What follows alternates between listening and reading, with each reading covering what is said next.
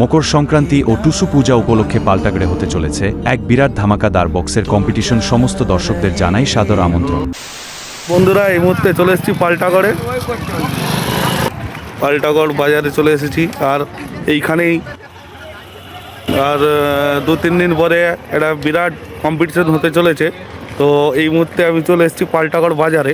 তো এই মুহূর্তে আমি একটা দোকানে চলে এসেছি। এখানে কিছু দাদাভাই বসে আছে, এদের কাছেই জেনে নেব যে কি কি সেট আপ হয়েছে। প্রতি বছর এখানে তো মকর সংক্রান্তিতে বিরাট মাইকের কম্পিটিশন হয়। তো এবছর কোন কোন সেট আপ হতে চলেছে? একটা সেট আপ বুকিং হয়েছে, ওটা গোপন আছে, ওটা 12 তারিখ সন্ধ্যার মধ্যে দেখতে পেয়ে যাবে। এটা কোন সেট আপ হয়েছে, নাম কি কিছু বলা যাবে? না, নামটা বলা যাবে না এখন। কম্পিটিশনের দিন দেখা হবে। তো আসছি আজ। তো আবার দুজন দাদাভাইকে পেয়ে গেছি বিগত কয়েক বছর আগে, যাদের কমিটিতে এসেছিল MT music, MSB, Suman sound. তো সেই কমিটির দাদাভাইদের কাছে কিছু জেনে নেওয়া যাক। তো দাদাভাই, এবছর কোন সেট আপ হয়েছে? তো এখনও তো কিছু বলতে পারছি না। কালকে একটি বিগ লেভেলের কম্পিটিশন রয়েছে, ছেড়ুয়া বক্স কম্পিটিশন, সেখানে যাব।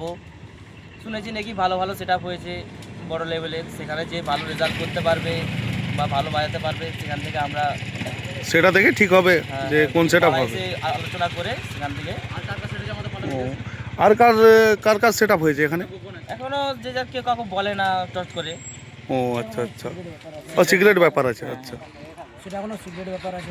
তো এটা কি কালকে কনফার্ম হয়ে যাবে এখানে যে সেট আপটা হবে? আচ্ছা, কালকে তো যাবো আমরা ছেড়ুয়া, তোমরাও আসো, দেখো। আমি কাল আচ্ছা আচ্ছা দেখো কার ভালো বাজে।